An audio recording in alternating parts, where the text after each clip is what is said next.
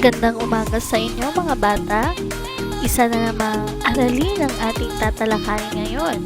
Pero bago yan, meron akong ipapakita sa inyo na mga salita.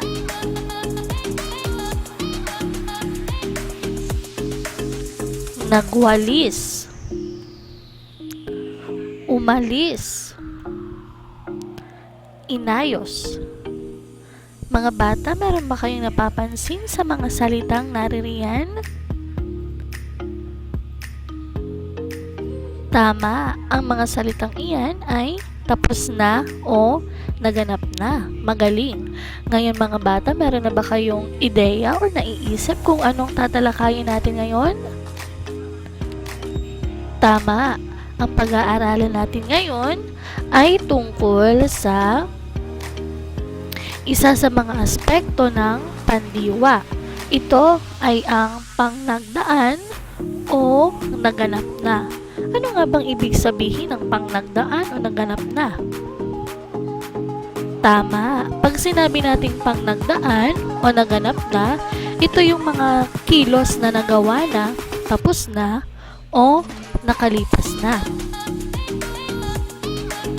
Ang pangnagdaan o tapos na ito ay gumagamit ng panlapi na, at in. Gumagamit din ito ng mga salitang kahapon, kanina, noong nakaraan, at noong nakaraang buwan. Gumagamit din ito ng panlapi, plus dinadagdagan ito ng salitang ugat. Narito ang ilang halimbawa. Nagsimba, umalis,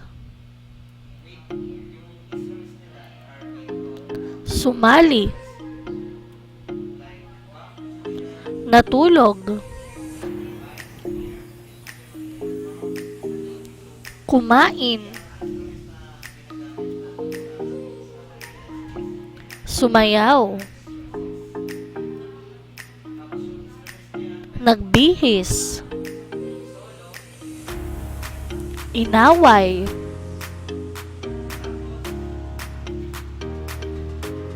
kumanta, naligo. Okay mga bata, maliban sa mga ibinigay kong halimbawa, maaari ba kayong makapagbigay ng mga salitang naganap na o tapos na? Tama, nagturo. Ano pa? Magaling, umalis. Ano pa?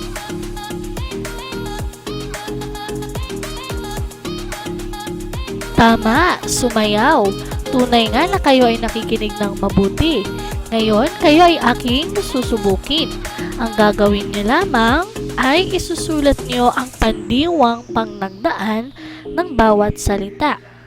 Nariyan sa inyong nakikita ang mga salitang ugat. Ang gagawin niyo ay dudugtungan niyo lamang ito ng mga panlapi para ito ay maging pandiwang pangnagdaan.